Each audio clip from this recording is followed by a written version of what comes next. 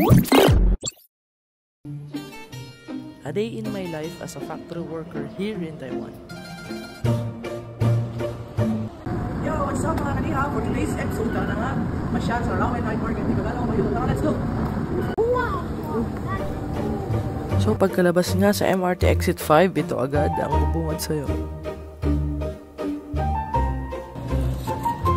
Huwag nating patagalin. Tiki man time.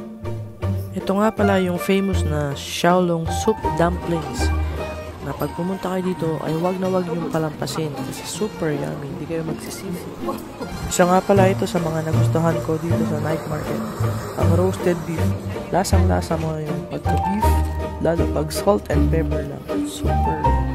Try naman natin itong crispy donut at ang napili kong flavor ay cheese. Meron ding buttered crayfish.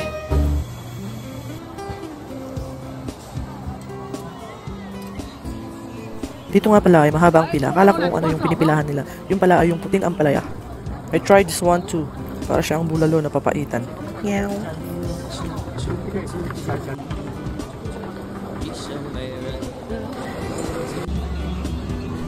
At sa puntong ito ay trinay ko nga pala itong king crab stick na galing pa sa frozen dagat ng Alaska. Charing! Sa sobrang dami ng pagkain dito ay hindi na namin alam kung ano yung mga kakainin namin. Kaya ang ginawa namin ay nanood na lang kami ng mga kumakain.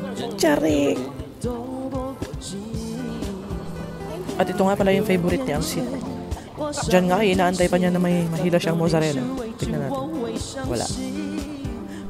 At sa puntong ito nga ay hindi pa ubos yung kinakain namin pero pumila na kami dito sa may aniki potato. Itong fries na to ay pagkahaba-haba kasing haba ng pasensya ko. Charing!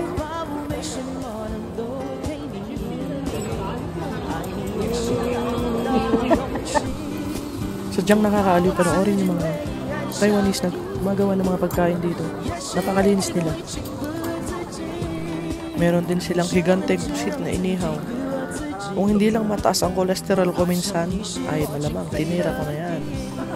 Malamang tong king crab na to ay galing sa frozen dagat ng Alaska.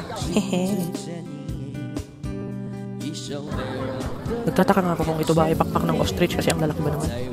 Kung turista ka nga ay huwag mong palampasin ng mga pampasalubong, mga Taiwan delicacies. At sa puntong ito nga ay masakit ng aming paa at busog na din kami kaya nagdesisyon kami na umuwi na lang. At dito na rin nagtatapos ang aking vlog. Maraming salamat, paalam!